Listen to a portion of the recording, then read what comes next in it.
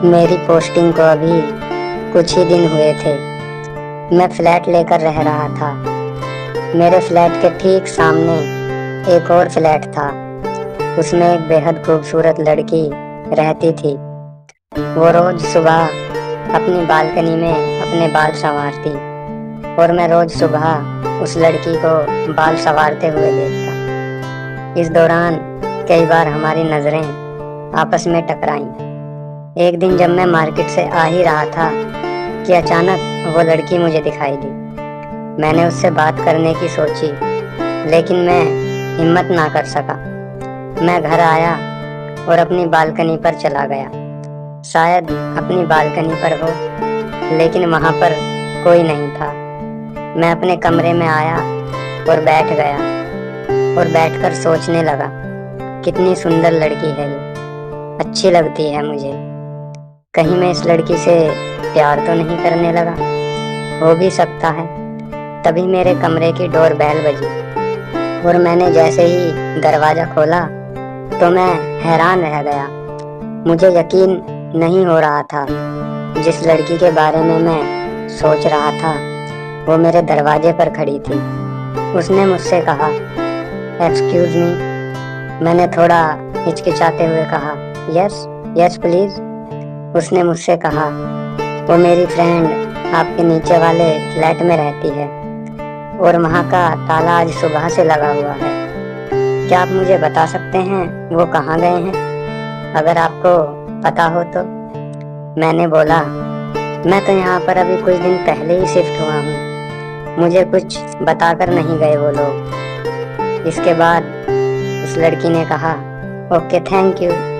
मैं तुरंत बोला, आप सामने वाले फ्लैट में रहते हो ना? उसने कहा, हाँ मैं सामने ही रहती हूँ। इससे पहले वो वहाँ से चली जाती, मैंने तुरंत कहा, आपको सुबह के वक्त एक दो बार मैंने देखा है शायद। बाय द वे मेरा नाम रवि है और आपका नाम क्या है? उसने कहा, मेरा नाम कोमल है। अपना नाम बताकर कोमल वहाँ से चली गई। अगले दिन जब सुबह हुई तो मैं अपनी बालकनी में गया। मैंने देखा कोमल हर रोज की तरह अपने बालों को संवार रही थी। अब मुझे कोमल से प्यार होने लगा था। मैं अब बस कोमल के बारे में ही सोचता रहता कि कैसे उससे बात करूं। एक दिन जब मैं मार्केट से कुछ सामान खरीदने के लिए गया तो कोमल को मैंने मार्केट में देखा। वो कुछ सब्जियां खरीदने के लिए आई थी शायद। मैं उसके पास गया और कुछ कदम पहले ही रुककर बोला, कोमल। उसने मेरी तरफ देखा और वो मुस्कुराकर मेरे पास आई और बोली, अरे रवि, तुम यहाँ कैसे? मैंने बोला, मैं बस कुछ सब्जियां खरीदने के लिए आया था।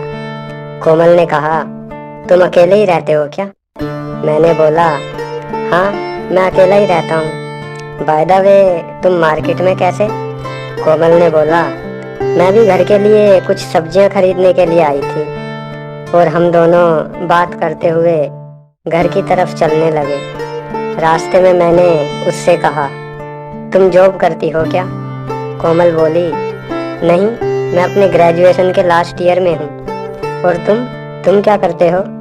मैंने बोला, मेरी ग्रेजुएशन जिस साल कंप्लीट हुई थी उसी साल मेरी सरकारी नौकरी लग गई और मेरी पोस्टिंग यहाँ हो गई। मैंने अभी हाल ही में पिछले साल अपनी ग्रेजुएशन कंप्लीट की है। कोमल बोली, ओह अच्छा।